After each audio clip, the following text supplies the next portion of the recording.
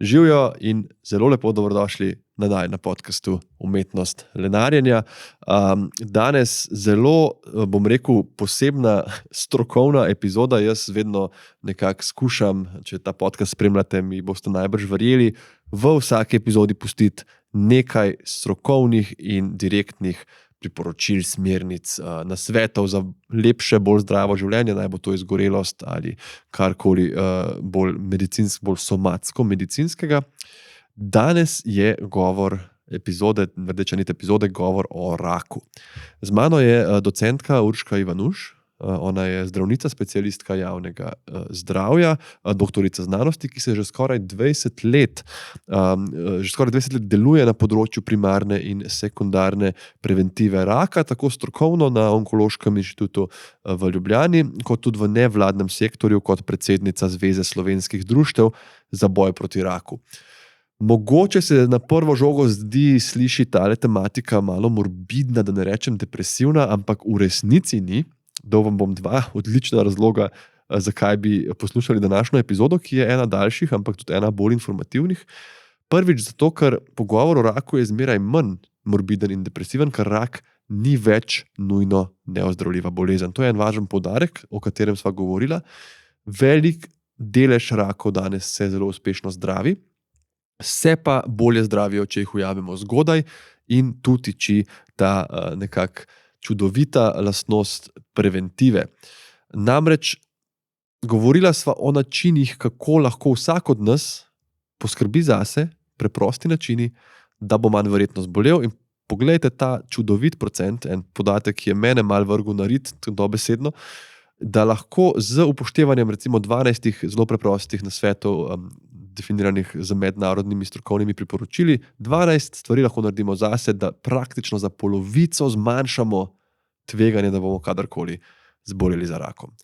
Noro torej, o vsem tem bova govorila, o tem, kaj naredimo zase lahko mi, kaj nam ponuja država, kaj če si zatipamo bulo v dojki, v modih in vse, kar paše zraven. Urška to na tak zelo lušen, energetičen in zelo plastičen način pove, da sem prepričan, da vas bo pritegnilo.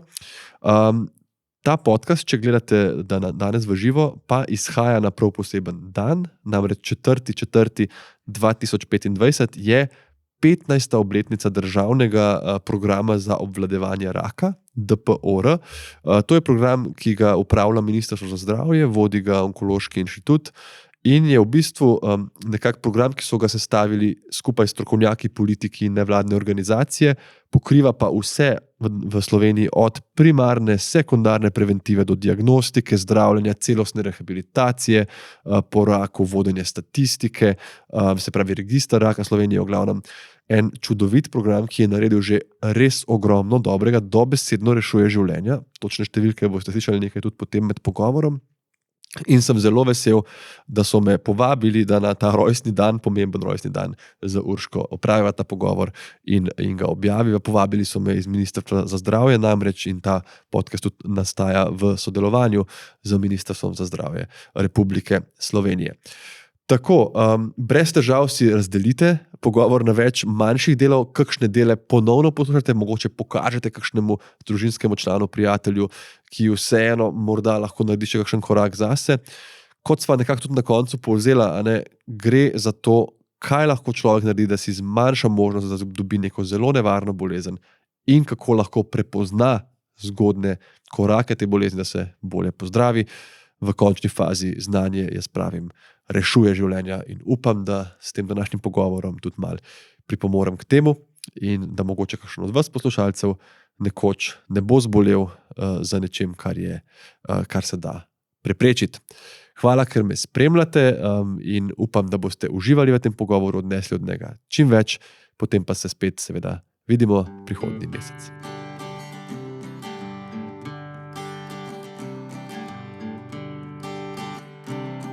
Urška, dobrodošla.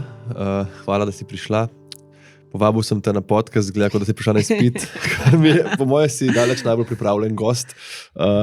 Brez da bi to slabo mislil za vseh, ki sem jih že imel, ampak vidim, da si resno vzela najin pogovor. Ja, zelo resno sem vzela, to sem pripravljena, ali ne bomo še videli drugače. Pa hvala za povabilo, no, sem vesela, da sva danes tukaj. Pa si tako dobro počutiš, si sproščena. Za mano je zelo napet dan, tako da sem se odločila, da bo ta izkušnja zdaj prijetna. Ventil, da bo ventil, tako da upam, da bom pa še boljš, kot sem zdaj, drugače pa je kar. Jaz se veselim, izkušnja prijetna, bi tudi jaz želel, namreč tema je taka, ne, da si kdo reče, ojoj, ne, a bom o tem poslušal, to bo težek pogovor. Ampak v resnici je zmeraj manj razloga, da je pogovor o raku težek, zato ker to ni več smrtna obsodba. Evo, prva iztočnica. Ja, to je res. Ja, bom rekla, ko sem jaz odraščala, je kar nekako veljalo, dobiš raka, pa umreš. Ja, in to se mi zdi, da je še kar zasidrano v ljudeh, pa vendar v bistvu danes res ni več tako. Namreč zelo veliko ljudi, ki zboli z rakom, je uspešno ozdravljenih in potem živi polno in kakovostno življenje. Ene 5-letno preživetje okoli 60%. Je pa treba vedeti, da je to, kako dobro, bom rekla, premagamo bolezen, zelo odvisno od tega, kako zgodaj odkrijemo. In pri raku res velja prej, kot ga odkrijemo, manj intenzivno je zdravljenje, bolj uspešno in večja je kakovost življenja med zdravljenjem in po zdravljenju. Ja, to je eden od mojih glavnih stvari, ki si želim, da danes uspešno poveva vsem, na kak način lahko vsak pri sebi poskrbi, da bo, če je možno zgodaj, če pride do bolezni, jo zgodaj odkril. Ampak če začneva res pri nekako osnovi. Rak, ta grozna beseda, pa slišimo besede tumor, pa slišimo, ne vem, levkemija, karcinom. Kaj je to rak? Mogoče čisto na kratko, biološko osnovo, pa kaj je po to definicijo vse za... Ker ljudje mislim, da morajo vedeti in moramo vedeti, da to je en širok spektr bolezni. Ja, je res, mi rečemo, rak ni ena bolezen, ampak zelo veliko različnih bolezni. Zelo različno nastanejo, zelo različne simptome nam in težave nam povzročajo, nekatere zelo dolgo ne povzročajo simptomov. Ne vemo, da smo bolni, ne? In tukaj je običajno tudi prognoza slaba, zato ker jih pozno odkrijemo. In tukaj so rešitev, bom rekla, presejalni programi, pri katerih mi lahko odkrijemo raka pri asimptomatskih ljudeh, pri ljudeh, ki še nimajo nobenih simptomov. Drugač pa je ne samo to, da je to zelo, da so to pač, da je to vrsta različnih bolezni, da so tudi simptomi različni, da je zdravljenje zelo različno, diagnostika zelo različna, ampak vse te bolezni imajo pa nekaj skupnega. In to je to, da pravzaprav kako rak nastane. Že od samega rojstva naprej se v naših celicah dogajajo mutacije, se pravi spremembe genetskega materiala in tudi rakave mutacije. Vendar ima naš organizem izjemne sposobnosti popravljati te napake, bodi si na celični ravni, bodi si potem z imunskim odzivom, kar pa potem je problem, je to, če samkrat ena celica pobegne tem popravljalnim mehanizmom in pravzaprav se nekje zasidra, ne? In potem pravzaprav začne ta celica se deliti, rast in značilnost rakavih celic je, da so nesmrtne. Zanimivo, ne? Dokler gostitelj ne umre. Tako, dokler gostitelj ne umre, one vedno zmagajo, razen če pač mi ga vse lahko premagamo, ne? In še eno značilnost imajo te celice, zelo rade rastejo, tako bom rekla, trakasto v sosednje organe in tudi zelo slabo se držijo skupaj, zaradi tega pravzaprav zelo rade tudi zasevajo. Se pravi, raka dobimo na enem delu telesa, ne, in potem se pojavi zasevek na drugem delu ali metastaza. Ja. Ja, super, zelo lep povzetek. Meni se zdi to taka zanimiva teorija, ker celice imajo dejansko, to se učimo tudi na biologiji in faksu, programirano celično smrt obstaja. Ne? Organizem, recimo neka celica dobi mutacijo in ona reče, ok, jaz nisem uporabna temu telesu in se sama sebe, ona odmre. In te rakave celice tega ne naredijo. Ne? One so, kot si rekla, želijo živeti, so nesmrtne, tukaj bi morda kak boljši govorec kot jaz, še filozof potegnil lahko kakšno lepo usporednico, tudi kar recimo ljudje delamo v svetu, ne, v svojim zemlji, ko začnemo razmišljati samo nase, kaj meni paše in potem na koncu ta nesmrtna celica v resnici je smrtna, ker organizem recimo umre. Govorila si o mutacijah, ki tem mutacijam ljudje zelo pridno pomagamo z vsemi različnimi stvarmi, ki jih počnemo v življenju. Jaz sem si tukaj nekaj napisal, ker se mi zdi tako noro, in sicer Evropski kodeks proti raku. ko boš povedala ti, kaj je, vključuje 12 priporočil, z upoštevanjem katerih lahko znižamo možnost, da bomo zboleli za rakom za kar 40%.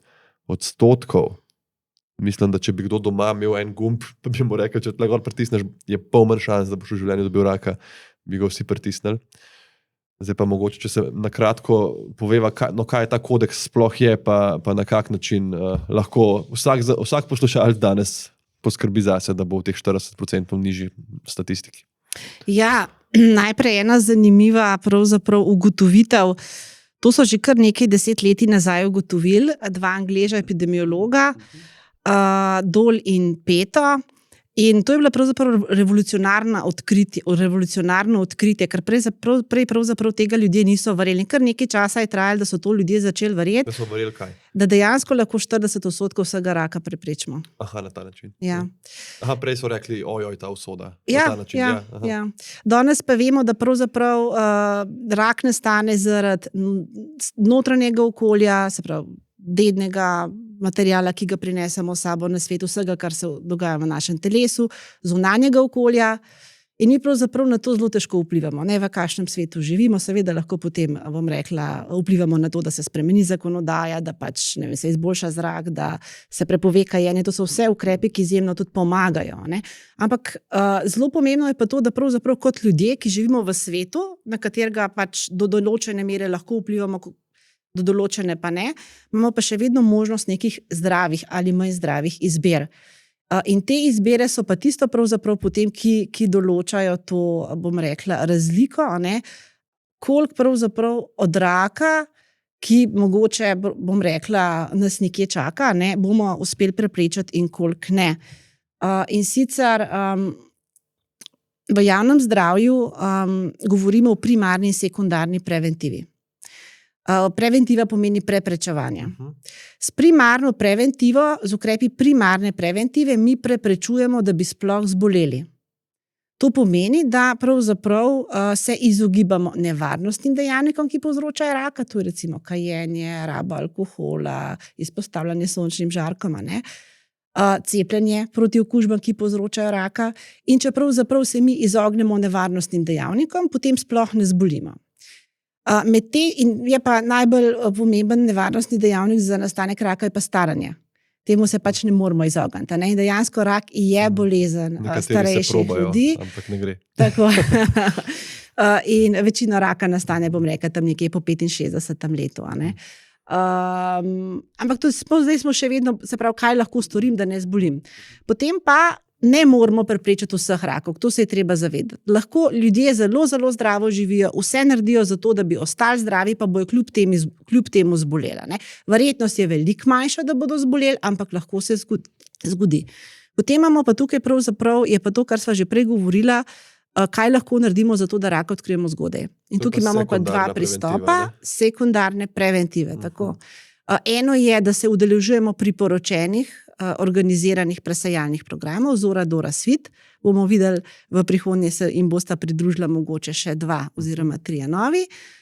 In da se tudi opazujemo in smo pozorni na zgodnje znake oziroma simptome raka.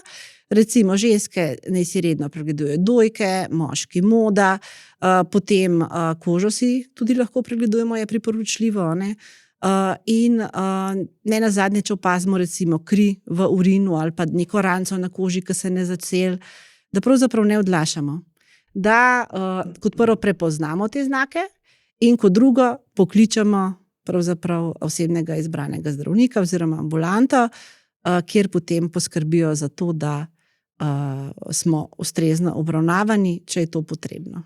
Ja, zdaj malo sem dobil vmes, ko si govorila eno misel, zakaj smo zdravniki, kdaj nismo zelo popularni, sploh na kakšnih Facebook debatah, po forumih, ne, se pravi, ključni ukrepi za zmanjševanje tveganja za rak so ne kadiš, ne piješ alkohola, pa izogibaš se sončni svetlobi, marsikdo cel teden sam komi čaka, da bo v petek skadil en čik tam zunaj v kavarni na sončku, pa spil 2 pivi. In mi seveda to zdaj zelo odsvetujemo. Ampak to je važno, ne, da po eni strani smo lahko vsak zase nekako znižamo tveganje ali odkrijemo zgodaj, ker če je tista ranica, ki krvavi, ki si rekla, ki se ne zaceli, danes pri osebnem zdravniku in čez en teden pri dermatologu, je lahko ta rak v resnici omejen na kožo, še ni teh zasevkov, o katerih si govorila, čez recimo 1 leto pa so in takrat v resnici je pa potem prognoza dosti slabša. Ena taka zelo splošna stvar, ki jo vedno zdravniki tudi in marsikdo starši ponavljamo, je ta zdrava prehrana. Ne. V času, ko jaz bom prvi vrgel, kdor je brez greha, naj prvi vrže kamen, ker jaz v službi dežurstva, volt, olja. Ne. Kaj je zdaj tukaj neka splošno priporočilo? Se pravi, imamo zdrava telesna teža, pa zdrava prehrana, oboje znižuje tveganje. Kaj bi rekla v parih stavkih, da to pomeni? Ja, jaz bi kar to zavila mogoče pod zdrav življenjski slog, ne. Se pravi, po eni strani, da se zdravo prehranjujemo, po drugi strani, da smo telesno dejavni in potem še tretja zadeva, ki gre skupaj, je potem pravzaprav tudi to, da imamo neko zdravo, normalno telesno težo. Zdaj, zdrava prehrana je pravzaprav, bom rekla, zdrava prehrana ne preprečuje samo raka, preprečuje številne kronične nenalezljive bolezni. In pravzaprav priporočila, ki jih vsebuje Evropski kodeks proti raku, če jih upoštevamo, sežejo veliko dlje, kot samo do preprečevanja raka. In pravzaprav ta priporočila res niso nič posebnega.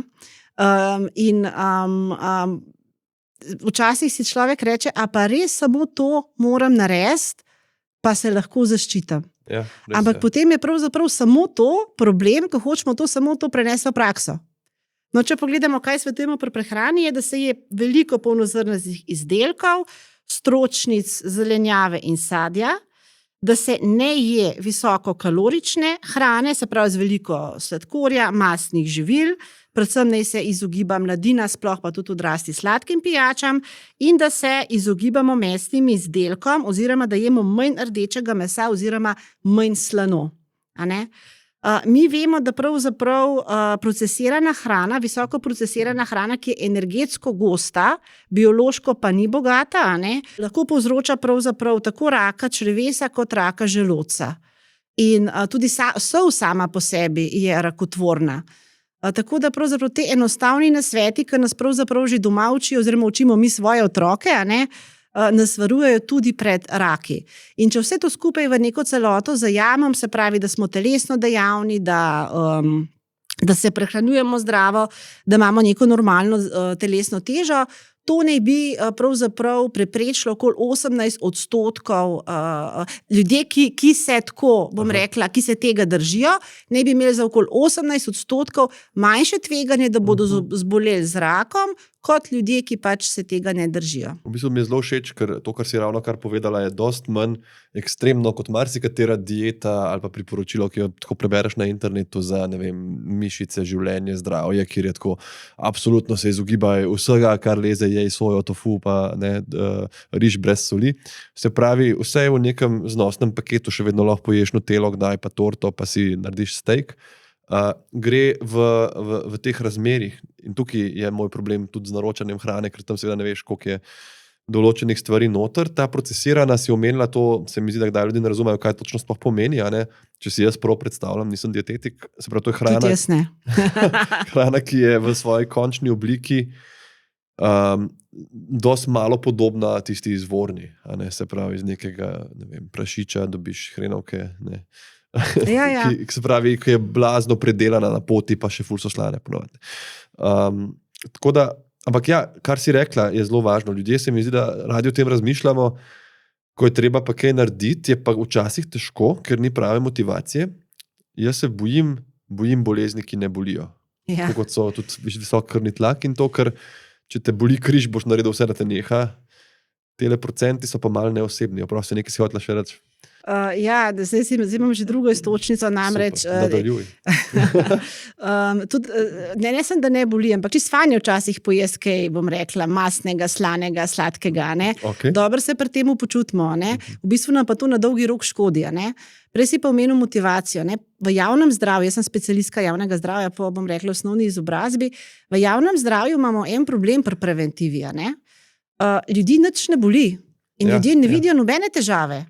Mi pa rečemo, dajte se, ne vem, tega pa tega držati, dajte se cepati, zaradi tega, da nekoč v prihodnosti ne boste zboleli. Ja. To je čisto drugače od klinične medicine, kamor človek pride zato, ker ima težave in pravzaprav prosi, da mu pomagaš. In je veliko več pripravljen pretrpeti pa narediti. Seveda, tudi stranskih učinkov in prilagoditev in vse. Marsikaj.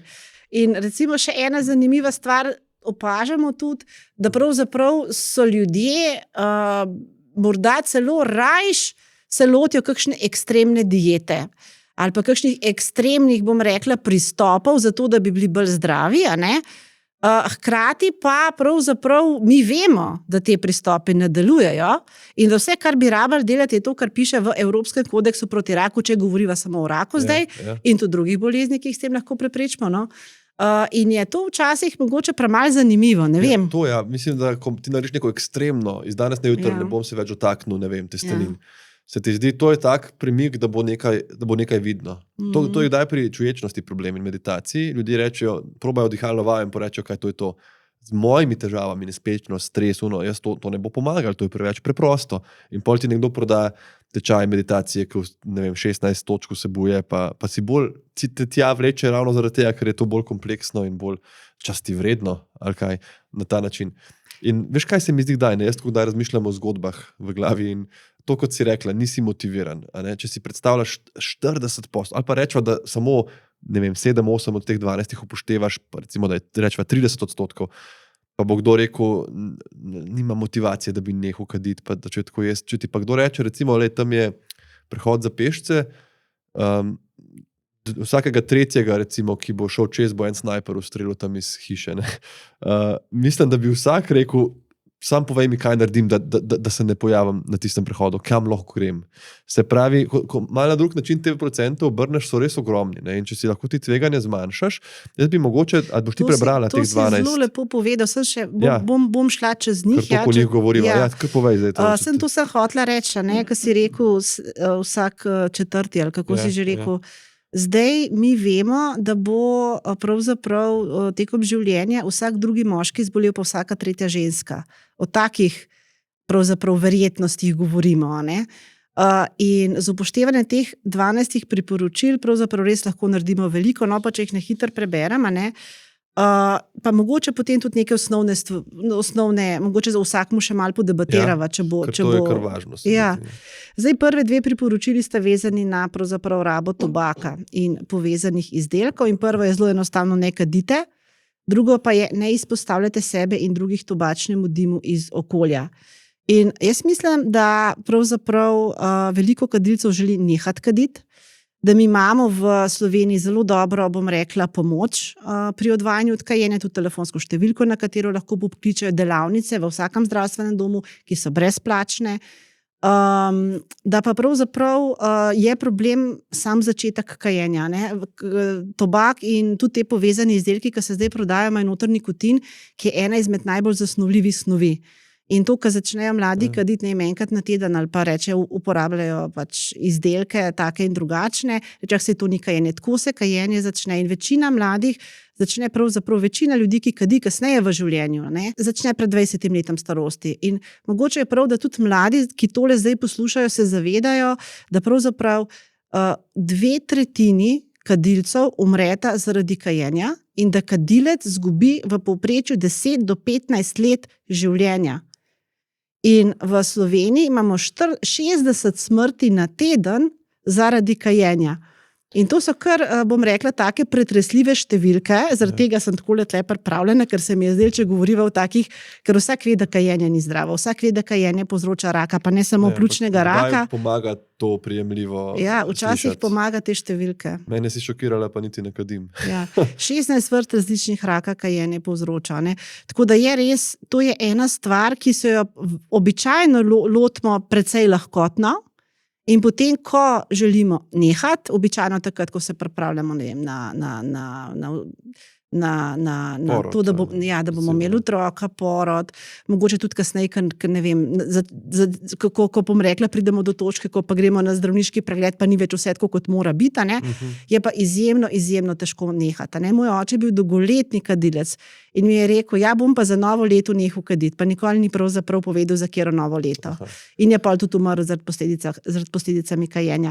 Tako da res, Svetovna zdravstvena organizacija je pravzaprav sporočila, da če bi eno samo stvar na svetu, ali en sam nevarnostni dejavnik, mi radi rečemo nevarnostni dejavnik, ukinili in bi povzročili največ koristi za zdravje na svetu, bi bil to tobak.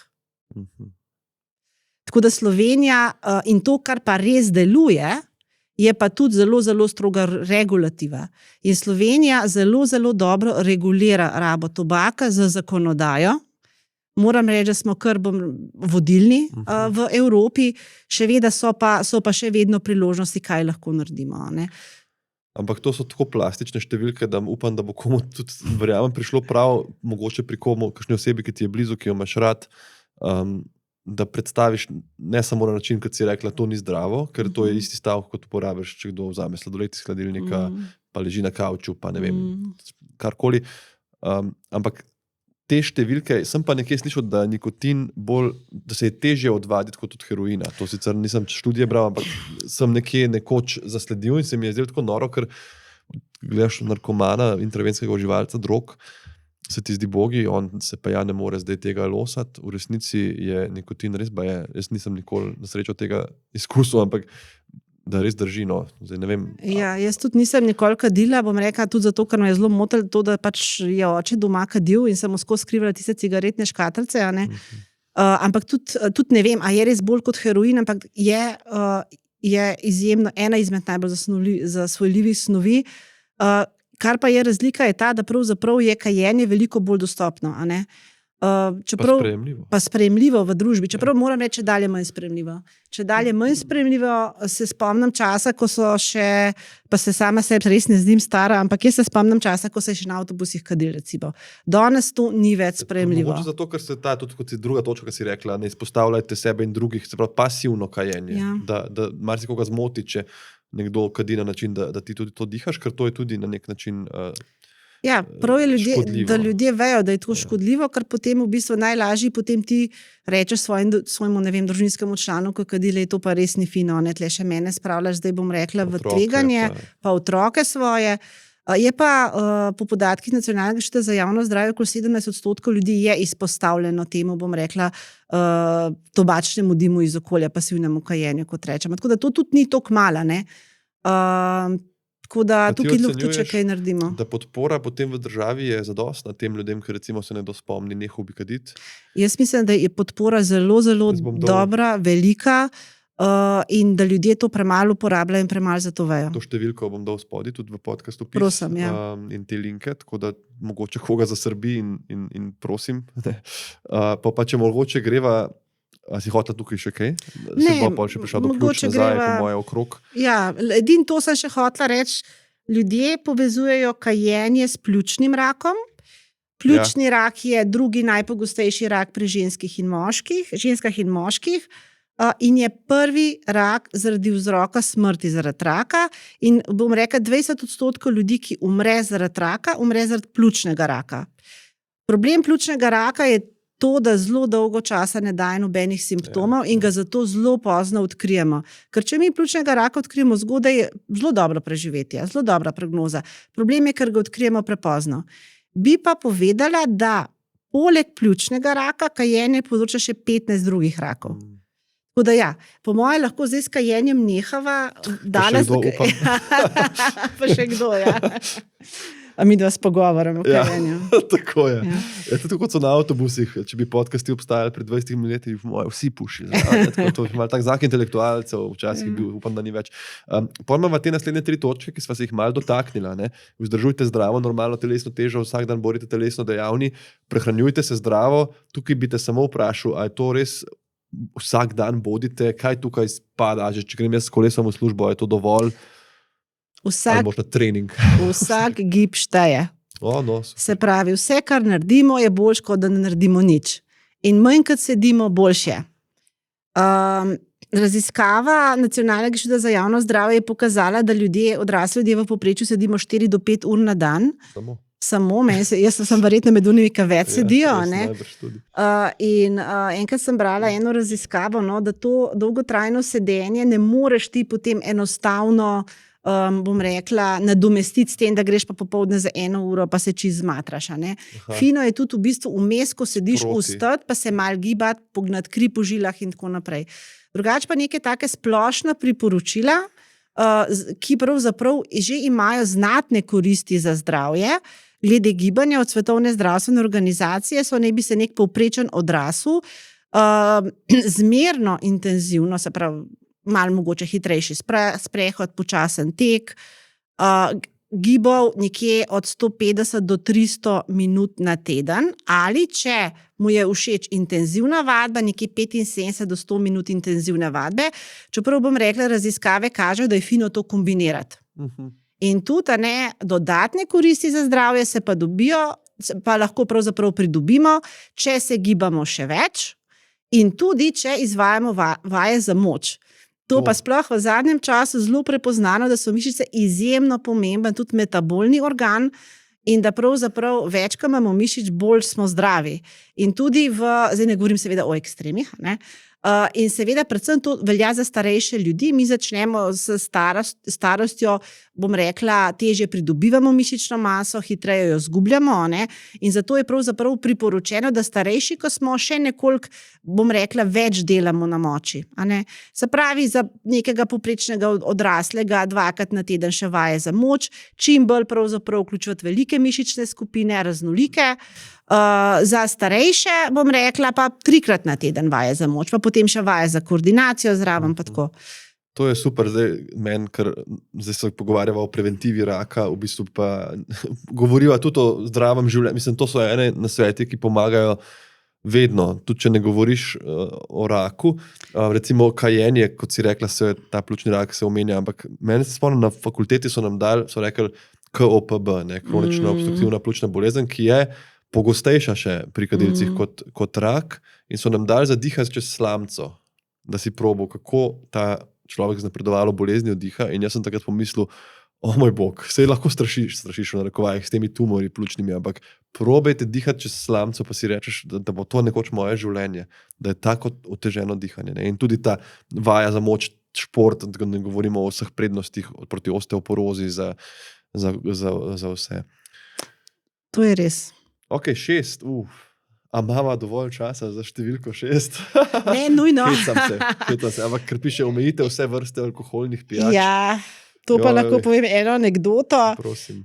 Mi smo v Sloveniji alkohol zelo, zelo sprejemljiv, in smo imeli velike dileme, ko smo pravzaprav dejansko prevedli priporočilo tako, kot je v originalu. In še par let nazaj smo mi Slovenci vztrajali in nismo prevedli priporočila, namreč, če ga lahko preberem, da ga bodo naši poslušalci slišali. Priporočilo pravi, omejite pitje vseh vrst alkoholnih pijač.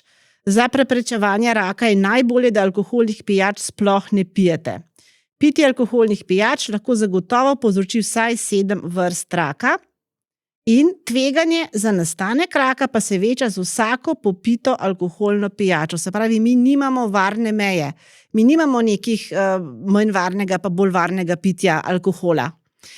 In mi, zaradi tega, ker smo se bali, kako bodo ljudje to sprejeli, pa da ne bomo preveč radikalni izgledali, smo kar neke merce še imeli noter. Ampak zdaj smo se pa odločili, vse človek, tudi jaz včasih na zdravem, vsak se bo zase odločil, kako bo pil oziroma ne bo pil alkohola.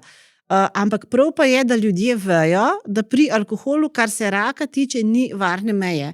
In da pitje alkohola tudi za nobeno drugo bolezen, se pravi, škodljivost pitja alkohola ne odtehta prednosti. Ljudje še vedno mislijo, pa je dobro za srce, pa za užilje. Prednosti ne odtehtajo škode. Prednosti ne odtehtajo škode, ja.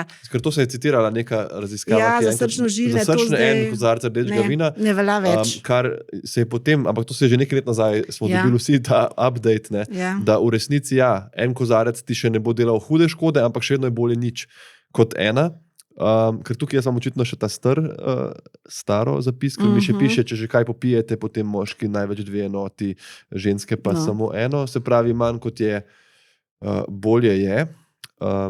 Alkohol, jaz o tem govorim, mislim, meni je grozno, kako je to vse prisotno in sprejemljivo, ker se mi zdi, da tukaj govorimo o nekih procentih za rak, ampak družbena škoda alkohola se mi zdi celo od teh za to medicinsko, od prometnih nesreč, družinskih nasilj. To sploh ne veš, kje bi začel, in sem že to govoril na tem podcastu o alkoholu, da se mi zdi, da sem hudo licemerski, ker tudi jaz seveda zdravim, in imam rad tudi kakšno pivo s prijatelji, ampak se mi zdi, da moramo imeti nizko toleranco, oziroma, kako bi rekel, nizak prag, da začnemo razmišljati o tem, kdaj je preveč in kdaj lahko namesto tega spiješ raje kaj drugega. Ja, jaz se zelo strinjam. Tudi jaz imam vedno, bom rekla, dileme, ampak vedno potem neko odločitev sprejmem in za to odločitvijo stojim. Je pa fajn, da vem, kaj ta odločitev pomeni.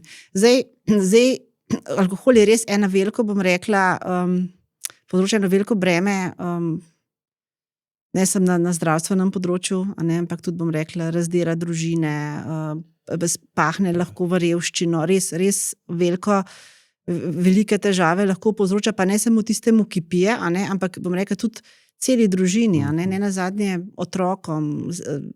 Res. Zdaj, ampak če midva se vrneva na raka, ker sva rekla, da bova danes midva vsem povedala, kaj pa lahko naredimo, da za rakom ne zbolimo.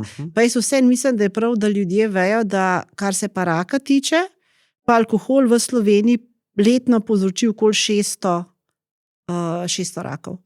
To tudi ni majhna številka. In to so 7 vrst raka povzroča, to so predvsem raki prebavil, jeter pa tudi raka dojke.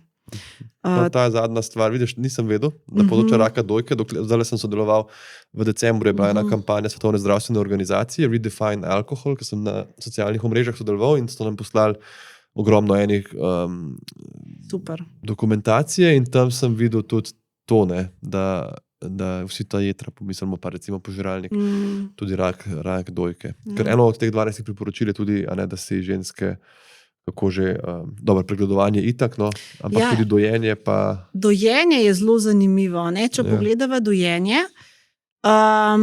dojenje zaščiti. Mi govorimo o nevarnostnih pa zaščitnih dejavnikih in varovalnih. In dojenje je dejansko varovalni dejavnik. In sicer za vsako leto dojenja ima ženska manjšo verjetnost, da bo dobila raka dojke za okoli 4%. Zaradi tega tudi, bom rekla, mnogorodno, se pravi, če ima ženska več otrok, če dlje doji. In to tudi pravzaprav, bom rekla, zmanjšuje tveganje, da bo zbolela. In zanimivo je pravzaprav, da to tudi pri ženskah, ki imajo BRCA gene, BRCA1, in s tem povezane rake, pravzaprav tudi nosilke teh genov imajo, če dojijo, manjše tveganje za raka. Zdaj BRCA geni, pravzaprav bom rekla, pa raku dojke, rak dojke je res povezan z geni, ki jih zelo dobro poznamo. Najbolj sta znana BRCA1, BRCA2, ampak treba se je zavedati, da pravzaprav te dedne oblike rakov dojk doprinese samo okoli 5% vseh rakov dojk. Če pa te gene imaš, je pa verjetnost, da zboliš, precej visoka. No, in tukaj pravzaprav je dojenje zaščitno. Naprej, to tega zdaj za moške ne pride v poštev, lahko pa se mi čim manj izpostavljamo sončnim žarkom, to je naslednja točka. Jaz sem, ko smo se midva pogovarjala že pred podcastom, sem rekel, jaz vedno uporabljam sončno kremo in si ti rekla, to je šele, ne vem, 3. točka ali kako že. Tale lep kartonček smo naredili. Jaz sem namreč tudi predsednica Zveze slovenskih društev za boj proti raku, to je nevladna organizacija, najstarejša v Sloveniji, ki se ukvarja s preventivo raka.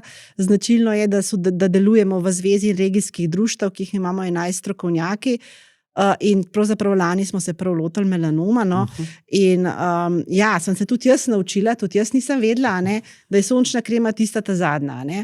Ta prva stvar, ki jo moramo narediti, je pravzaprav to, da se izogibamo soncu med 10 pa 17 uro. Da smo v senci, da če smo na soncu, imamo pokrivala, da imamo sončna očala, da imamo dolge rokave. To ne pomeni, da moramo biti not v kleti. Ne, v senci. Ali pokrit. V senci. Obdrži sonce na varni strani, jaz pravim. To je bilo tudi geslo lanskega leta, ki smo ga uporabljali. In potem pravzaprav pride na vrsto šele krema, sončna krema, ki pa je izjemno pomembna. In jo je treba redno nanašati, a ne? In sicer v zadosti količini, običajno se premalo mažemo.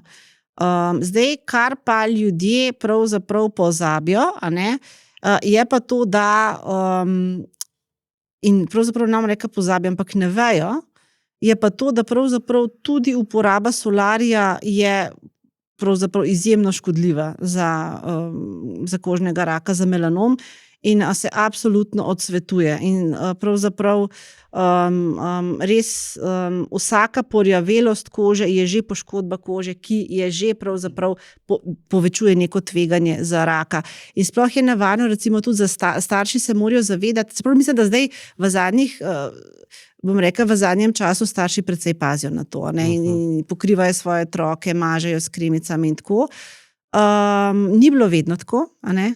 In veliko kožnega raka, ki ga danes vidimo, pripisujemo temu, da so pač te odrasli, ki danes bolevajo, bili kot otroci preveč na soncu in upečeni. Se pravi, te opekline so nevarne. A ne? To je v bistvu, če se vrnemo na čisto tvojo prvo razlago, da je rak mutacija, ki se popravlja, se pravi, te ultravijolični žarki v bistvu delajo škodo na naši koži in mutirajo naš DNA dobesedno, ki se popravlja. In zdaj več, ko jih je, a ne, in več, ko se to ponavlja, več možnosti je, da se nekaj pač ne bo popravilo in nastane. Pa tudi tako, v bistvu, bom rekla, pri mlade niti ne skrbi melanoma, ne, pri koži, bom rekla, najstnike, ampak nočejo pa, predvsem punce, pa imajo rade lepo kožo, a ne. In tukaj vedno potem poudarjamo, da sončenje postara kožo, a ne. In dejansko je to tudi potem nek mehanizem, kako raka povzroča, ker te celice se prehitro postarajo. In mi vemo, da je rak bolezen starejših, ampak ne samo starejših ljudi, tudi postaranih celic. In če imamo postarane celice, je pač genom manj stabilen, bom rekla, te mutacije bolj pogosto nastajajo, manjša je verjetnost, da se pač popravlja in pač se potem enkrat ena celica začne naprej deliti. In tle potem pa pridemo do sekundarne preventive, pa da se pregleduješ. Se pravi, za ta znamenja tudi en drugega, ker se ne vidi zatilje, lasišče. Mogoče, če na kratko poveš, kakšna znamenja so tista bolj nevarna, oziroma če imamo dvom, boš da gremo k zdravniku, ampak na kaj moramo biti bolj pazljivi? Ja, pravimo vsak mesec se je fino pregledati, fino se je nekaj tudi prebrati, kako se pregledati, kot si rekel, in lasišče, in med prsti, bom rekla, in ne nazadnje med ritnicami, a ne. Tako da nekaj lahko sami pogledamo, nekaj rabimo ogledalo, lahko pa tudi koga prosimo, recimo, ne, za hrbet pogledati je, če imaš koga, da ti ga pogleda, je to najlažje. Drugače pa, na kaj je treba biti pozoren, tukaj uporabljamo princip A, B, C, D, E. Ne? Ko gledamo nek kožni madež, se vprašamo, a je mogoče asimetričen, se pravi, da ena polovica ni enaka drugi, leva, desni ali pa zgornja, spodnja. Ne? A so robovi nek pravilni ali so pravzaprav taki nepravilni, neenakomerni, da so neki ostri, drugi se potem prelivajo. To je angleška kratica, ne? Se pravi, asimetrija B je border. Border, ja. C je potem color, je barva. Tipično nas skrbijo znamenja, ki so različnih barv, ampak lahko je en sam tak znak, bom rekla, še ni zdaj alarmanten, a ne? Ampak je pa treba, če enega samega opazimo, je treba znamenje opazovati, a ne? In če se znamenje spreminja, ker to je pa tisti najbolj pomemben pravzaprav dejavnik, potem je treba iti k zdravniku, a ne? Predvsem nas skrbijo kakšne, bom rekla, črni deli madeža ali pa razbarvani deli madeža, velikost, a ne, se pravi, D je potem diameter, premer. Če je večji kot 6 mm, potem moramo postati pozorni in pravzaprav, če je tak neraven, če malo krvavi, a ne, če se podrgnemo pa zakrvavi ali pa če se spreminja, to je nekako še najbolj pomembno. Ne? In značilno je, da ljudje, ki se pregledujejo ali pa tudi poročeni, moški običajno pridejo z bolj debelimi melanomi, a ne. Ali ne opazijo, ali dlje časa odlašajo. Ne?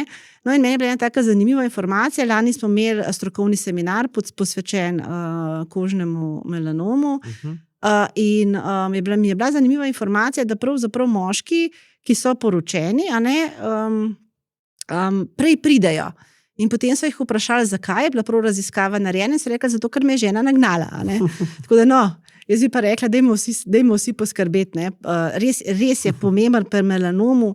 Melanom je fajn zgodaj odkriti, vse rake je fajn zgodaj odkriti. In tukaj ga imamo na koži, vidimo ga. In če nismo sigurni, je boljši od zdravniku pa preveriti. No, mojega očeta sem jaz nagnal. In takoj so bili izgovori, to kot si rekla, nimam zdaj časa, bom pol, zdaj polet, kaj pa če mi bo zrezal, pa ne bom se mogel kopati. Veš, če avto butneš, si naslednji dan pri ličarju. Pri teh stvarih pa ljudje kdaj nimamo te občutka, da je pač nekaj treba nujno. Tudi če v šumni čakalnici 1 uro pač čakal, Bog pomagi, pa vzameš s sabo neko knjigo, da se pač pokažeš. Nikoli ni pravi čas, da greš zdravniku, zato ker te skrbi in vedno bo nekaj in vedno bodo pač neki izgovori, dokler ne boš res dal svojega zdravja na prvo mesto, oziroma dokler ne boš res verjel, da pač prej, ko ga odkriješ, boljše in da če ga zelo zgodaj odkriješ, praktično, da boš normalno naprej živel. Ja. Potem imamo 2 točki, da se na delovnem mestu zaščitite pred nevarnimi snovmi in varujete pred sevanjem. Tukaj ne vem sploh, če je kaj tazga. Ne, tukaj mislim, da smo zelo v Sloveniji smo predvsej zakonodaja ščiti. Fajn je, da ljudje vejo, da lahko vedno na delovnem mestu vprašajo, če delajo s kakšnimi nevarnimi snovmi. In tudi, kar pa je tudi pomembno morda, da uporabljajo zaščito. Recimo cestni delavci je fajn, da delajo v dolgih rokavih pa s klobuki tudi polet. Pa zna biti mogoče malo vroče.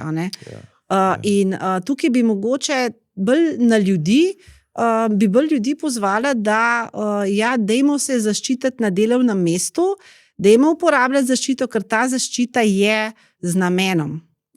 Slovenija ima zakonodajo na tem področju, bom rekla, priporočila podjetja imajo, ampak ta priporočila morajo potem tudi, bom rekla, ljudje upoštevati. Tako. Pa je pa ta točka, ki se tudi mene zelo tiče. Poskrbite, da bodo vaši otroci cepljeni proti hepatitisu B in HPV. O cepljenju se ne bomo sploh izgubljali besed, koliko enih nasprotnikov je, kar je meni zelo, bom rekel, demotivirajoče, glede na to, da je to dobesedno dokazano ena največjih uspehov sodobne medicine. Ampak tukaj sta omenjena 2 virusov povzročiteljev infekcijskih, ki povzročajo raka, je kar velik. HPV je ena taka polemika. Pa mogoče tukaj par besed o tem, vseeno. Ja, ne vem, zakaj je HPV polemika. In se zelo strinja Svetovno zdravstveno organizacijo, ki pravi, da moramo to cepljenje normalizirati. Ja. V Sloveniji mogoče je polemika zaradi tega, ker smo to cepljenje kot prvo uvedli neobvezno. Ampak jaz mislim, da živimo v družbi, v kateri je prav, da uvajamo, bom rekla, vsa naslednja cepljenja neobvezno. Ampak to pa tudi pomeni, da morajo ljudje, ki jim je cepljeno namenjeno, razumeti, zakaj pravzaprav je to cepljenje, zakaj ga mi kot strokovnjaki priporočamo. In mi imamo čisto enako cepivo kot na Norveškem. Pa na Norveškem je precepljenost 90%. Pri nas se pa spogledujemo, bom rekla, če hočemo biti zelo optimistični, pa rečemo, gledamo precepljenost deklet do 15. leta, pa smo pri 60%. Če pa pogledamo, koliko jih je res cepljenih v 6. razredu osnovne šole po nacionalnem programu, smo pa pri dekletih okoli 40%, pa pri dečkih okoli 20%. In mene srce boli, ko vidim te odstotke, zato ker pravzaprav necepljene deklice pa necepljeni dečki bodo imeli veliko večjo verjetnost, da bodo kasneje v življenju zboleli z raki, ki jih povzroča okužba s HPV. In ta okužba povzroča 6 različnih vrst rakov. Tudi pri dečku, ki nima materničnega vratu. Tudi pri dečku, ki nima materničnega vratu. In če je med vsemi priporočili Evropskega kodeksa alkohol najmanj prepoznan med slovensko javnostjo kot nevarnostni dejavnik, sploh snov, ki povzroča raka, je pa pravzaprav pri cepljenju proti HPV ta zavest, da HPV povzroča tudi rake pri moških, pravzaprav še dost premejhna. In recimo tipično rak, ki ga povzroča okužba s HPV in je vezan samo na moške, je rak penisa. In potem drugi raki, ki jih pa okužba s HPV tudi, bom rekla, povzroča pri obeh spolih, so rak zadnjika, rak v ustno-žrelni votlini, potem pa pri ženski še maternični vrat, nožnico pa zunanje žensko spolovilo. Res je, če pogledamo globalno, največ rakov, ki jih ta okužba povzroča, pravzaprav je rak materničnega vratu, pri ženskah. Ampak lahko pa si predstavljamo, da če imamo neko cepivo, dvakrat se cepimo, mogoče se bomo v prihodnosti enkrat samkrat lahko cepala, dvakrat se cepimo v pravem času, pred prvo izpostavitvijo virusom, in pravzaprav se lahko zaščitimo za celo življenje. V primerjavi s tem, če pa raka dobimo, si pa lahko predstavljamo, kako pravzaprav zoprno je zdravljenje raka penisa. Zdravljenje raka penisa je običajno kirurško. Zdravljenje raka materničnega vratu odstranijo maternico, ampak taka ženska več ne more biti otrok. Ne more imeti otrok. In značilnost rakov, ki jih povzročajo okužbe, je ta, da se pojavljajo pri mlajših. Recimo vrh raka materničnega vratu je nekje med 40 in 50 letom, začne pa se pojavljati nekje tam po 30. Prej je izjemno redek, nekje tam po 30 pa se že začne pojavljati. Če smo prej rekli, da je rak bolezen starejših, so raki, ki jih povzročajo okužbe, bolezen mlajših. In recimo, res me srce boli, danes smo imeli sestanek z Norvežani, pravzaprav sodelujem v enem projektu, kjer pravzaprav poskušamo prenesti, pravzaprav ugotoviti, kje v različnih državah po Evropi imamo težave in kakšne težave imamo, in kako pravzaprav povečati to precepljenost, in s tem reševati življenja. Ampak, kot sem prej rekla, isto cepivo uporabljamo, in dejansko je pri Norvežanih, oni so leta in leta vzgajali ljudi, zato da razumejo, kaj je cepljenje, da razumejo, da so koristi cepljenja veliko večje kot škoda, ki jo cepljenje lahko povzroči. Pri nas je pa nekako ta zavest, in tudi ankete, ki smo jih naredili v okviru tega projekta in tudi drugače, kažejo, da se okoli 60% slovenskih staršev podpira cepljenje proti HPV. Cepijo se, v bistvu priporočeno je cepljenje deklic in dečkov v 6. razredu osnovne šole. Okoli 10% jih je proti cepljenju ali pa zelo proti cepljenju, okoli 30% jih je pa neopredeljenih. In te je treba dobiti, in načeloma te neopredeljeni vejo, da cepljenje obstaja, ampak ne razumejo, kakšne bolezni s cepljenjem preprečujemo. Mogoče tudi to se mi zdi, da kdaj mislijo, da to je za te promiskuitetne. Če bo imela moja hčerka 20 partnerjev, pa rab, to pa ja ne bo imela. Da v resnici ni res. In drugo je to, kar si zelo važno, kar si rekla, kdo reče, bo se sama odločila, ko bo polnoletna. Prvi stik spolni je v resnici dovolj. Ko enkrat priješ v stik z virusom, cepivo brez veze. Prav, ti moraš se cepiti prej, da ta prvi stik, ko pride, imaš ti imunski odziv, ne pride do te okužbe, ki jih poznamo pri HPV, hepatitis virusu, ki ostane v telesu, ne to, kaj mi počnemo. Ja, zdaj tako je. Mi poznamo, mi imamo okoli 200 različic HPV-ja in okoli 12 jih povzroča raka. In pravzaprav mi s cepljenjem zaščitimo pred okužbo z 9 različicami, zelo dobro zaščitimo. In sicer od teh 9 različic jih 7 povzroča raka. In teh 7 povzroča kar 90% vsega raka materničnega vratu. S cepivom veliko večino vseh. Veliko večino vseh rakov, ki so povzročeni z okužbo, pokrijemo. In je res, da tudi cepljenje kasneje lahko zaščiti pred tistim genotipom različico, s katerim se še nisi okužil. Se je pa treba zavedati nečesa. HPV je izjemno kužen. In praktično vsi spolno aktivni ljudje se prekužimo in praktično se prekužimo v prvem, drugem letu spolnega življenja. In v starosti 20 do 24 let je v Sloveniji v vsakem trenutku pravzaprav prekuženih 1/4 žensk in tudi moških seveda. In če bi šli, in to smo ugotovili z raziskavo, v nekem danem trenutku, v nekem obdobju smo pač pogledali, koliko žensk je okuženi z različicami HPV, ki povzročajo raka lahko. In je bilo 25% v tej starostni skupini. Potem se pa z leti to zmanjšuje, zaradi tega, ker tudi, ko se ti okužiš, se razvije neki imunski sistem. Je pa tukaj pravzaprav tako, kot je bilo tudi malo pri COVID-u. Namreč, če je okužba taka, okužba lahko zelo hitro gre, ker je naše telo se načeloma zelo dobro proti tej okužbi bori. In če recimo vemo, da se praktično vsi prekužimo, pa zelo malih pa na koncu res boli, vse tiste ostale okužbe telo očisti. Ampak in takrat pravzaprav včasih niti ne razvijemo imunskega odziva. Zato, tudi če smo že bili z neko različico okuženi, pa niti ne vemo, pa niti pravzaprav nočemo testirati vseh ljudi, ker bomo potem na koncu po 2 letih vsi pozitivni. Še vedno s cepljenjem lahko zaščitimo ne samo pred novimi okužbami, z drugimi različicami, ampak tudi s to različico.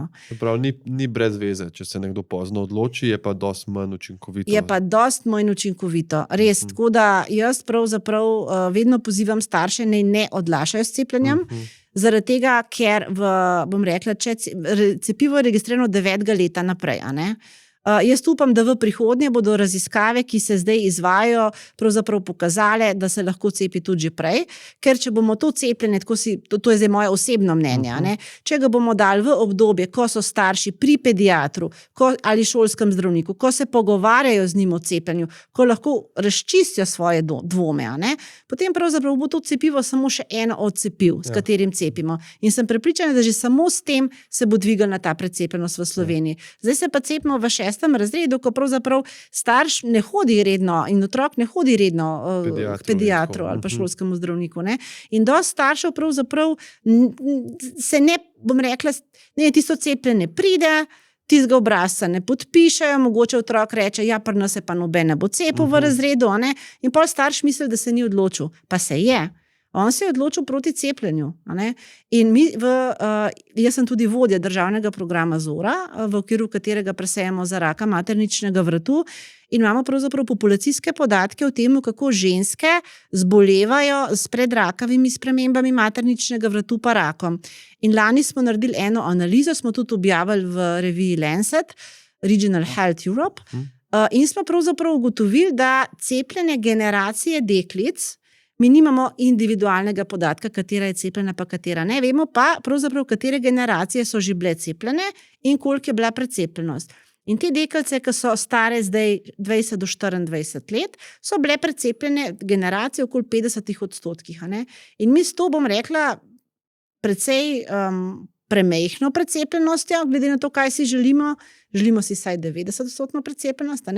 Mi že na populacijski ravni opažamo, da imamo do 40% manj predrakavih sprememb visoke stopnje pri teh deklicah. Že s takim, kar s 50% precepljenostjo imamo toliko manj raka. Tako, predrakavih sprememb, kar pomeni, da te deklice ne bojo rabile konizacije.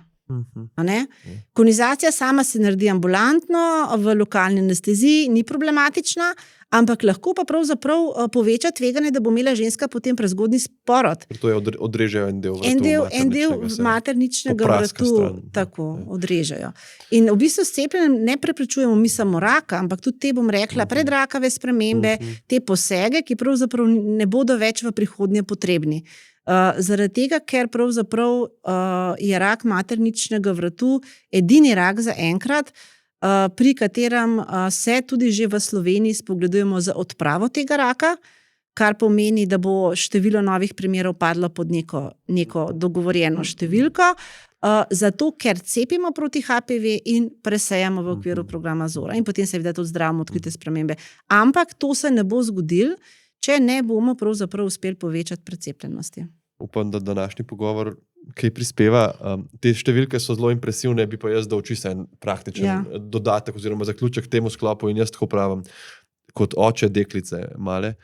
Če bi mi nekdo prinesel en gumb, pa bi rekel, pritisnem ta gumb, pa tvoja punčka nikoli v življenju ne bo dobila enega od najhujših rakov.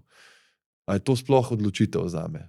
A veš, na ta način, pa pusti zdaj, da nek neželen učink, ne vem, pa jo srbi roka, pa za hujše so tako ekstremno redki, da sploh ne vem, kjer ga bi omenil, kao da bom fair, ne vem, dobesedno ne vem, ampak to je ta odločitev, ker rečeš pol, ne vem, ta gumb, a bojo tvoji sošolci ga pritisnili, jaz ga ne bi, bomo videli.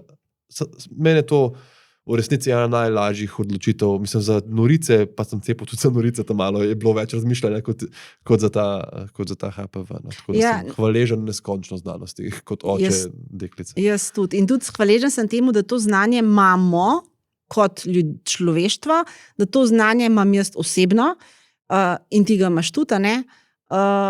Ampak marsikdo pa tega še nima. Ne? In zato sem jaz tudi zelo vesela, da imamo danes ta podcast. Jaz upam, da bodo ljudje to slišali. In kar bi jaz rada položila staršem na srce je, če niste prepričani, dajte vprašati, potrudite se, dvignite telefon, napišite mail, vprašajte svojega pediatra, šolskega zdravnika, preden se odločite za necepljenje. Ne? Ker mi že vidimo rezultate v Sloveniji. In res bo težko otroku pojasniti, če bo zbolel z rakom, kasneje v življenju, ki bi ga lahko preprečili, mami pa oči, zakaj me pa nista cepila. Se sploh nočem niti hipotetično predstavljati takega pogovora. 12. točka proti raku tega kodeksa je: udeležujte se organiziranih presejalnih programov, in to bo vas zdaj, te bom prosil, da nam malo razložiš o tem, ampak še prej bi te prosil še za en komentar. Na tem seznamu ne vidim nič o stresu, počitku, kar me kot gostitelju podcasta Umetnost lenarjenja zelo stresira.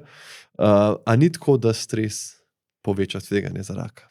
Jaz sem bila tudi zelo presenečena, bom rekla, ker sem prvič kodeks videla in sem šla pol raziskovati. Lahko tudi povem, da sem zdaj se kodeks revidira. Sem pravzaprav udeležena v tej 5. reviziji kodeksa, ki bo izšel čez 1 leto. In pravzaprav stresa ni. Stresa pa ni zaradi tega, ker pravzaprav stres sam po sebi ne povzroča raka. Kar pa povzroča raka, in je to zelo težko definirati stres, bom rekla na nekem oprijemljivem nivoju, da bi rekla, zdaj pa stres je rakotvoren. Kaj je pravzaprav rakotvorno pri stresu? Metabolni učinki stresa, učinki na, bom rekla, naše gene, Tega niso uspeli dokazati. Kar pa se ve, je pa to, da pravzaprav stres poslabša pravzaprav naš življenjski slog. Kadar smo pod stresom, delamo manj zdrave izbire. Kadilci pokadijo kakšnega več. Kdo bo posegel po alkoholu? Recimo, pri meni kaj opažam, kadar je res stresen dan, pridem domov in si rečem, a res ne grem danes teč. Jaz pač tek uporabljam kot eno izmed oblik, bom rekla, destresiranja ali pa bom rekla počitka. Tako da to je ta razlog, zakaj stres je povezan z rakom, ampak ni naveden v kodeksu.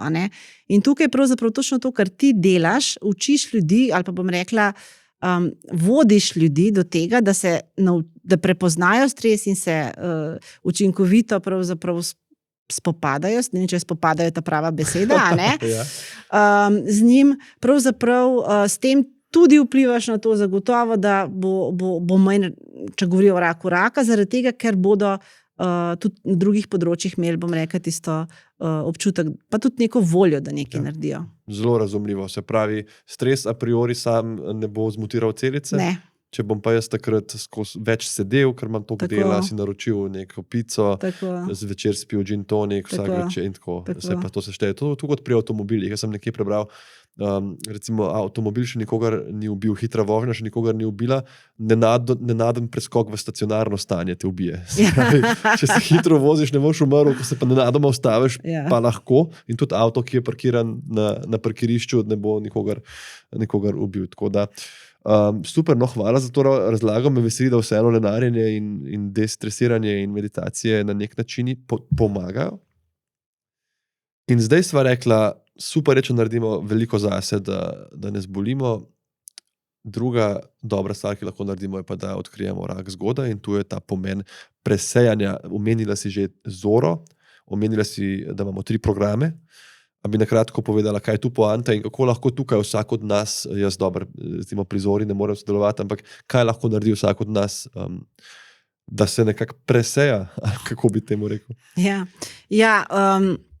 Presejalni programi so zelo učinkoviti, bom rekla, cepljenje je eno izjemno učinkovito javno zdravstveno orodje, presejalni programi so pa drugo.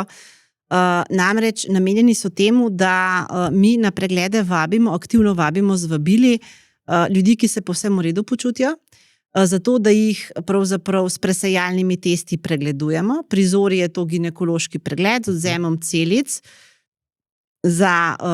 ki jih ginekolog razmaže na stekelce, pošlje v laboratorij in pogledajo, ali so predraka oziroma rakavo spremenjene. Pridori je to slikanje dojk z mamografom. In pri svitu je to pravzaprav odvzem blata, to ljudje sami naredijo doma, dobijo na dom take testerčke, odvzamejo blato in potem pošljejo blato v laboratorij, kjer pogledajo, ali je v blatu kakšna prikrita krvavitev.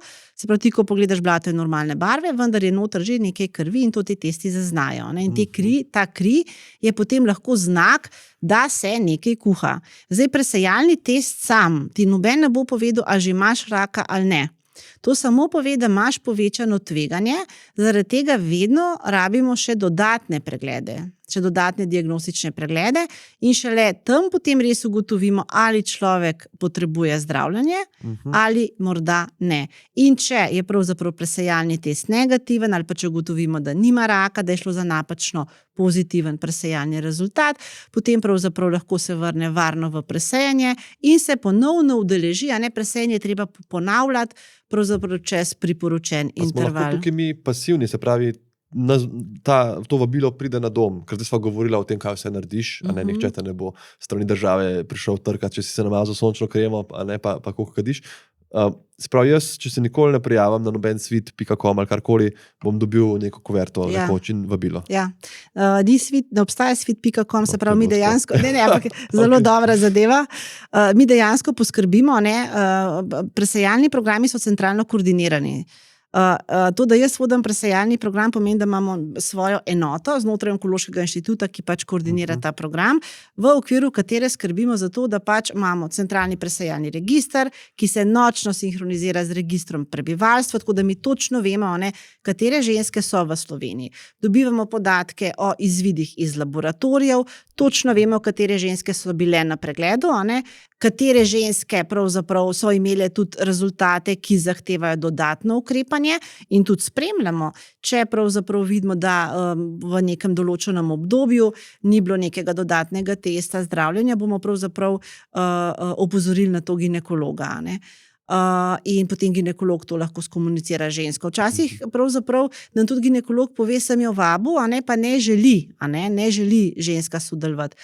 Čeprav v večini primerov, bom rekla, naše ženske zelo zaupajo slovenskim ginekologom in to je tudi eden, po mojem, izmed glavnih razlogov za res izjemen uspeh slovenskega presejalnega programa Zora. No, pa če se vrneva nazaj, da ne bom zašla, Zora je pač, jaz vodim Zoro, tako da nareš in največ vemo o Zori, No, ampak tako je, se pravi, mi imamo ta presejalni register, potem imamo v bistvu smernice za ginekologe, spremljamo tudi, kako pravzaprav ženske so obravnavane ali niso v skladu s smernicami, organiziramo kontinuirana izobraževanja za vse izvajalce, skrbimo za to, da imamo zakonodajo tako, ki nam omogoča izvajanje programa in temu se reče centralna koordinacija, In jaz sem plačana, moja plača pravzaprav je namenjena temu, da jaz to delam in da moja ekipa to dela. Zaradi tega pravzaprav ne rabi in pravzaprav edino tak pristop res deluje v praksi. To so že leta 1968 ugotovili pri Svetovni zdravstveni organizaciji in temu se reče organizirano populacijsko presejanje, kjer imamo mi točno predpisane zdravstvene storitve, od presejanja, diagnostike, zdravljenja, spremljanja po zdravljenju, in hkrati nek koordinacijski center, ki skrbi, da so ljudje pravočasno pozvani na ta pregled in tudi, da cela veriga potem teče. No, ampak niste plačani samo delavci, tudi vsak tak test stane in zdaj tukaj moje vprašanje, si predstavljam, da zagotovo je nekdo naredil računico in rekel, ok, dali bomo, 10 milijonov v to, da iščemo raka, ampak ker bomo toliko in toliko rakov našli, več prišparali pri zdravljenju, kjer zdravljenje je seveda dražje kot ta en test. Ja, vsi priporočeni presejalni programi so tudi stroškovno učinkoviti, kar pomeni, da pravzaprav se država investira v zdravje na način, se pravi do tiste mere, ki je za državo še sprejemljiv. Različne države so različno pripravljene investirati, ampak presejalni programi so, ker tudi moramo se zavedati, da zdravstvena blagajna je ena sama. In če ti vzameš in daš v presejanje, bo nekje drugje zmanjkalo. In vedno je treba tehtati, katero v bistvu bom rekla, kaj uvesti, pa kaj ne uvesti. Ampak Svet Evropske unije je pravzaprav in strokovnjaki, številni strokovnjaki po Evropi smo že, bom rekla, večkrat presojali, kateri raki so sploh ustrezni za presejanje, pa ne samo z tega stroškovnega vidika, pa deva najprej to obdelati. In žal še vedno pravzaprav nimamo veliko rakov, ki bi bili ustrezni. In samo ena, bom rekla, v 12 teh točk, da je rak ustrezen za presejanje, je stroškovna učinkovitost. In za rake, za katere zdaj presejemo, velja, da presejanje za raka materničnega vratu in raka debelega črevesa in danke, ne da sta stroškovno učinkovita samo, ampak so celo cost saving. Se pravi, da privarčujeta, zaradi tega, ker dejansko mi z odkrivanjem in zdravljenjem predrakavih sprememb pri zori ali pa zgodnjih rakov pri zori, pa pri svitu in pri zori mi odkrivamo predrakave spremembe in zdravljenjem teh preprečujemo raka, zato to na populacijski ravni vidimo kot zmanjšanje incidence. In svit je bil nekoč, ko preden smo uvedli, je bil rak debelega črevesa in danke prvi rak, danes je to 4. rak po pogostnosti. Zaradi tega, ker s tem, ko se odkriva predrakave spremembe in se jih odstranjuje, se zmanjšuje tudi incidenca tega raka. Medtem ko pa vsi 3 presejalni programi Zora, Dora in Svit, mi smo veseli tudi, če odkrijemo raka v zgodnjem stadiju, ker je potem zdravljenje manj intenzivno. In pol, če se šteješ, bom rekla, vse stroške, ki so vezani na, bom rekla, in koordinacijo presejalnega programa in zdravstvene storitve, ki so potem razpršene po celi Sloveniji, in stroške, ki jih ti prišparaš zato, ker bolezen toliko prej odkrivaš ali pa preprečuješ, dejansko ugotoviš, da se presejanje zelo, zelo splača. Ne samo za posameznike, kar mi kot zdravniki vedno gledamo, ampak tudi za državo. Mislim, se zdravje, človeško življenje ne može dati gor cene, ampak je pa to res, kot smo lahko bojemi, da je zdravstvena blagajna omejena, kot se nobena država na svetu nima toliko denarja, da bi vse vsem dala. In zato tudi Evropa ima evropski načrt za boj proti raku in znotraj tega načrta pravzaprav Evropa priporoča, da države uvedajo priporočena presejanja. Priporočena presejanja so bila do sedaj 3. Rak materničnega vratu, rak dojke, pa rak debelega črevesa in danke. Leta 2022 so pa išla nova priporočila, ki pa državam pravzaprav nalagajo tudi dolžnost, če lahko tako rečem, da proučijo izvedljivost in razmerje med koristmi in škodo, ki bi jo lahko na nacionalni in državni ravni pravzaprav pridobili, če bi uvedli še presejanje za pljučnega raka in raka prostate, v nekaterih državah in regijah pa tudi za raka, bom rekla, želodca. Zdaj, tukaj je še zelo veliko neznanega, tako da Slovenija se pripravlja na te nove programe, ampak zagotovo ne bodo tukaj čez noč, ker se je treba tudi nečesa zavedati. Recimo, te programi izpolnjujejo vsa merila. In ta prvo merilo je, da je bolezen veliko javnozdravstven problem, kar te bolezni so. Prej smo rekli pljučni rak, drugi najpogostejši pri obeh spolih in prvi zaradi smrti. Ampak tudi tisto merilo, kjer pa večina drugih rakov pade, je pa drugo merilo. In sicer to, da moramo mi biti sposobni raka odkriti toliko prej v presejalnem programu, mislim, da bomo lahko nekaj naredili. In tukaj smo žal še vedno z vso znanostjo pa tehnologijo pri drugih rakih nemočni. In recimo ultrazvok, rak jajčnikov, nič kasneje ne bomo umrli. Mogoče bomo par mesecev dlje vedeli, da imamo raka jajčnikov, ampak ne bomo umrli kasneje. In ni to, da država špara, recimo, če ne uvede presejanja za druge rake. Ampak dejansko niso priporočeni, zaradi tega, ker mi v presejanju se moramo zavedati, mi vabimo zdrave ljudi na to presejanje in ljudje so pod stresom, ko jih vabimo. In potem čakajo na izvid testa, ali bo pozitiven ali bo negativen. In potem nekateri izvidi testa so tudi napačno, bom rekla, pozitivni, mora človek na dodatno diagnostiko in ves čas ga je strah. Nekateri so pa napačno negativni in si reče, sej ni nič, pa spregleda prve simptome.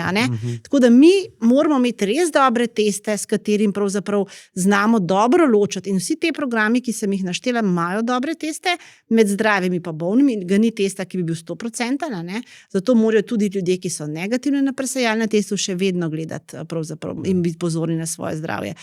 Tako da tukaj je kar velika umetnost, pravzaprav res je. Uvesti prave programe in potem tudi, da In umetnost tudi te programe voditi v praksi, ne vem, da kdo ne pade čez kakšno varovalko, da so učinkoviti, da so strokovno vedno podkovani, vse to. Tako da ja, Slovenija ima res. Hvala. Upam, da tudi moji kolegi poslušajo.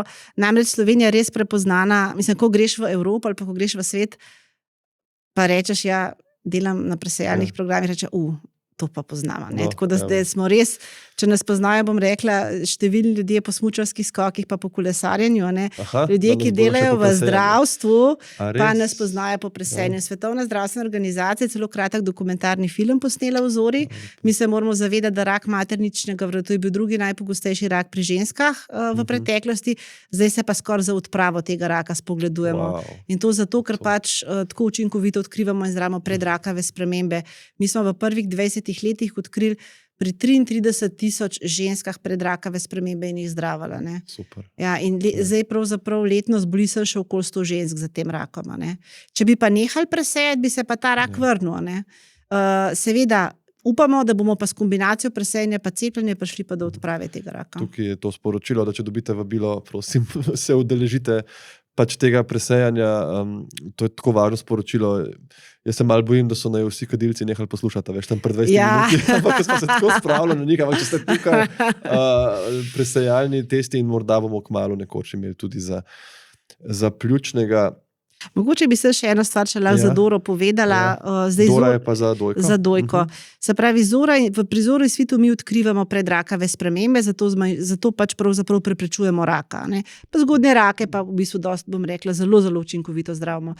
Pri Dori pa mi ne znamo odkriti predrakave spremembe, oziroma je ta rak drugačen, in je tukaj pa cilj, da odkrijemo res zgodne rake in lahko pravzaprav povem, da v Dori kar 80% vseh rakov, ki jih odkrijejo, so v zgodnem stadiju.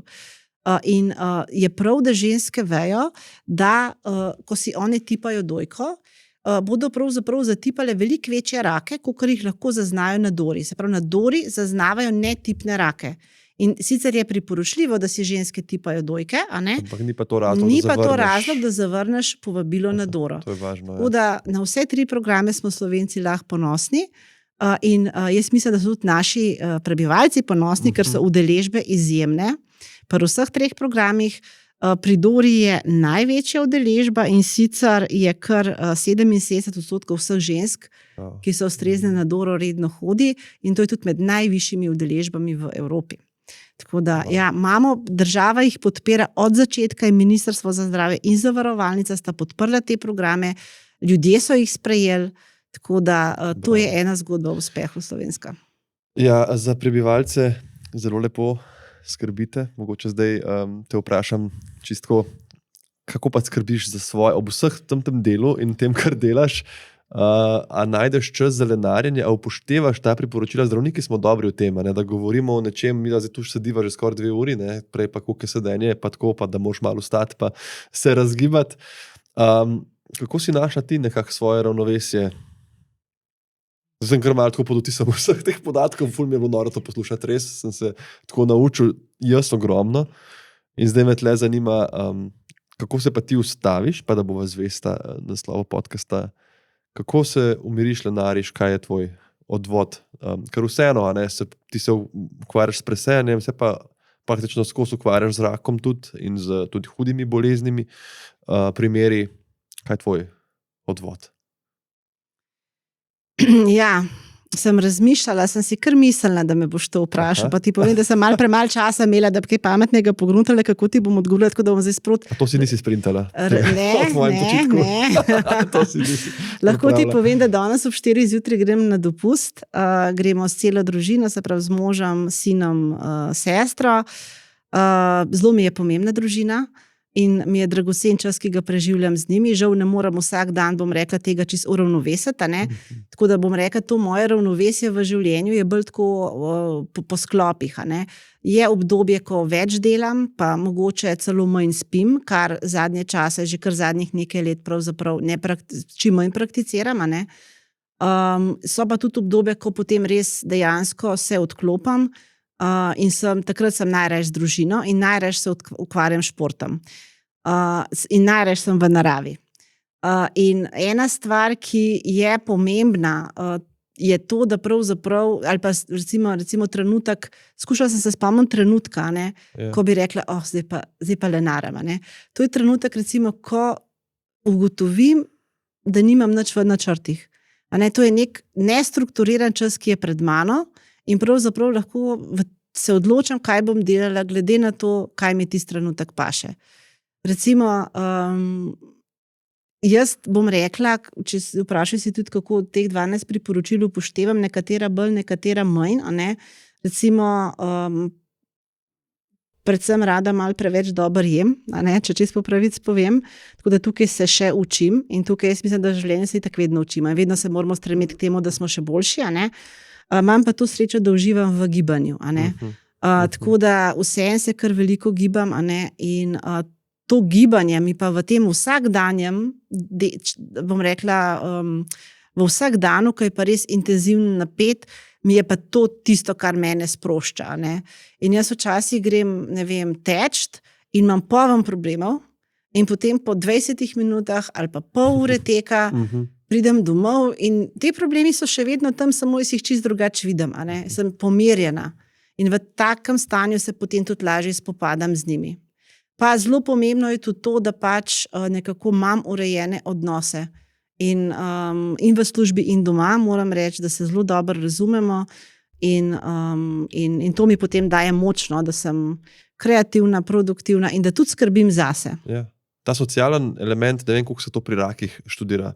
Ker jaz eno raziskavo v svoji drugi knjigi citiram, ker so napisali, da je to, da nimaš neke socialne mreže, da si izoliran iz družbe, v bistvu bolj škodljivo, neka metaanaliza je bila kot prekomerna telesna teža za zdravje.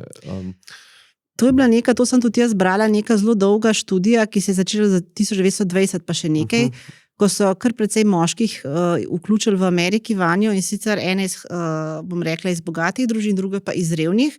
In so potem te moške spremljali in še zdaj spremljajo njihove žene, njihove otroke in so ugotovili, da najpomembnejši napovedni dejavnik za zdravo starost je socialna vključenost pri 50. letu. Se pravi, ne holesterol, ne telesna teža, ampak dejansko to, kar si ti rekel. In to mi je tako fenomenalno. No? In tega nas ne učijo na medicini. Ja, to je važen poudarek. Res super, da smo se to spomnili za konec. Pa še ena stvar, mene kdaj skrbi, ko se pogovarjam take stvari, da kdo reče, ok, ta priporočila so toliko stroga, pa toliko jih je, da je brez veze, da se sploh trudim, ker ne bo šlo. Jaz grem kdaj ven, sem rad na soncu, kdaj kaj spijem, jem, kot si rekla, imam rad burger, kdaj, whatever. In tukaj je važen ta poudarek, kot si rekla, ena upoštevam bolj, ene manj, se pravi, to ni vse ali nič, ni zdaj, ali ti ne boš nikoli nič spil, nikoli nič skadil, nikoli brez klobuka šel ven, ali pa whatever. Se pravi, lahko najdeš neko sivino vmes, neko področje, pa se trudiš, s tem, da smo vsi ljudje, si dovoliš neke šibkosti, ampak pač paziš na neke navade, ki konsistentno dajo več prednosti kot slabosti na ta način. Jaz ne poznam človeka, ki ne bi imel šibkosti. Vse to je. Tako da zagotovo jih vsak ima, kar jaz mislim, da je pomembno, je to, da pač vemo, da lahko veliko naredimo sami, da pravzaprav se trudimo ves čas, bom rekla, izboljševati v življenju, ampak da se ne sekiramo preveč, ampak da je spodrsne. Ker vsak bo imel kdaj kakšen slab dan, ali pa vsak ima kakšno priporočilo, ki je pa za njega izjemno težko.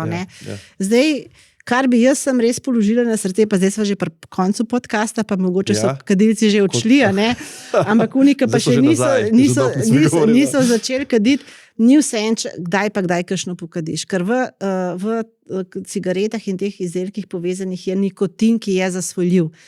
Tobak ima eno posebno mesto tukaj noter, zato ker je pa alkohol tudi. Te dva sta zasvojljiva.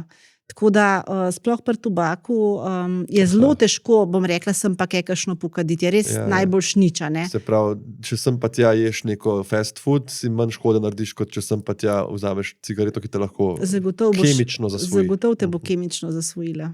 Ja. To je važen poudarek, predvsem pa ta tvoj govor o tem, da smo vsi ljudje, to se mi zdi nujno. Medicina je tako vedno neka igra, če lahko to rečem, verjetnosti in če bi nekaj obstajalo, kar ti za 100% zniža tveganje, bi to vsi naredili.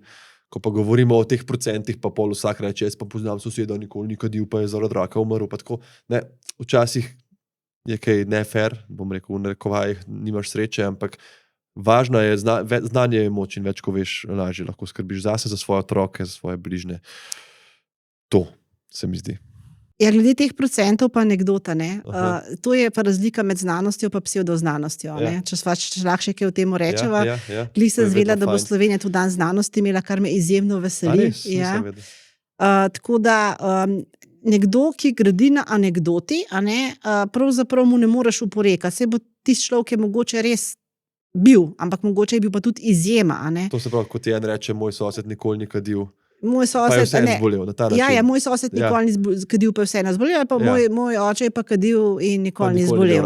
Tako je. In to je pravzaprav nekaj, kar dejansko obstaja in te anekdote vedno bodo. Ampak te anekdote tebi ne povejo, koliko je pa to pogosto. To ti pa znanost pove. Mi v znanosti pa merimo, kako pogosto se bo nekaj zgodilo, če boš kadil ali pa če ne boš kadil. In to so potem te odstotki, ki so morda manj prepričljivi kot anekdota, ampak v bistvu veliko bolj držijo, zate. Ampak tukaj je ta funkcija komunikatorja znanosti in hvaležen tebi, da si prišla, da to ljudem pojasniš, ker ljudem je bližje ta sosed kot nek graf, ki ga ne razumejo. Da nekdo reče, glej, ok, ta sosed je kadil celo življenje in zbolel. Glej naše podatke, 500,000 ljudi, kaj se pa verjetno lahko zgodi in tukaj je važno tudi taki pogovori, vse, kar se dela, da se to komunicira. Mi se že zelo dolgo časa trudimo, bom rekla, ne se v Sloveniji, tudi drugod po svetu, povečevati zdravstveno pismenost. Ja. To je to, da ljudje razumejo pravzaprav, kako je pomembno zdravje, kaj jim omogoča zdravje, kaj jim preprečuje zdravje, da pravzaprav razumejo, da se splača ukrepati za to, da ohranijo zdravje, oziroma da če opazijo neke znake, da grejo k zdravniku, in tudi, da se znajo potem premikati po zdravstvenem sistemu, ki je čedalje bolj kompleksen. No, ampak to, kar pa zdaj govorimo, je pa znanstvena pismenost. Na tem pa pravzaprav nismo veliko delali do zdaj. Nekako se mi zdi, da z vso to znanostjo pa tehnologijo smo bili navdušeni, in smo pravzaprav, ni bilo nekega problema, ljudje so radi sprejeli neke novosti. Zdaj smo prišli pa v obdobje, ko pravzaprav ne zaupamo več. In niti ne razumemo, kaj je to znanost. Tako da to povečevanje znanstvene pismenosti, pa da bo nekdo ločil, kaj to pomeni, da mu nekdo reče, on je pa kadil cel življenje, pa ni zbolel, ali pa da jaz le rečem, ne vem, vsak, se pravi 2/3 od 3 kadilcev bo so 2 umrla zaradi kajenja, en še vedno ne bo. Ampak on je bil ki je za njega 100. Sosed, Tako da to je to. Ta znanstvena pismenost mene zelo, mislim, da je treba še veliko na tem delati. In hvala, ker prispevaš, pa hvala za ta pogovor. Jaz sem zelo vesel, da smo to posnela.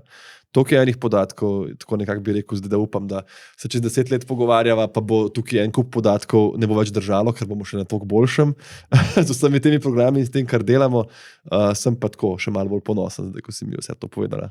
Ti pa lahko še nekaj povema, Res, da se breme raka veča v Sloveniji, ampak če podatke starostno standardiziramo, to pomeni, da uporabimo metodo, da odstranimo vpliv staranja, se pa v bistvu pri moških celo že manjša. In to so te, bom rekla, vseeno mislim, da ljudje kar se trudijo, kar dobro delajo in to zaradi tega se nam pravzaprav, in bom rekla, to upoštevanje in dostopnost ne nazadnje zdravih izbir in presejalnih programov v Sloveniji res kaže svoje učinke. Ja, mislim, da ljudem ni vseeno, samo včasih ne veš. Včasih ne veš, včasih si pa utrujen. Včasih pa misliš, da je kakšna teorija zarote, pa je v resnici ni. Ja, to je dober konc. Nekako se mi zdi, da neka osebna odgovornost je, ampak kot komunikator znanosti, kot izobražena oseba moraš prevzeti odgovornost, da daš podatke v svet. Tako da ja. Najlepša hvala, Urška, za ta pogovor in hvala tudi vsem, ki ste poslušali. Upam, da ste zdržali, ne glede na to, pijete, kadite, kaj delate do konca in da ostane z vam nekaj teh pomembnih sporočil. Jaz bom pa spodaj dal te telefonske linke do teh različnih, tudi te luštne stvari, kot so, so tudi na spletu dostopne. V glavnem, poglejte opis epizode za dodatne zadeve, ki jih rabite, da prepričate sebe ali pa kakšnega bližnjega, naredite še kaj dobrega zase. Ja, in res deluje. Že opažamo učinke. Dokazano, ne glede na to, kaj vaš sosed dela. Tako da, hvala pa, fajn se imeti.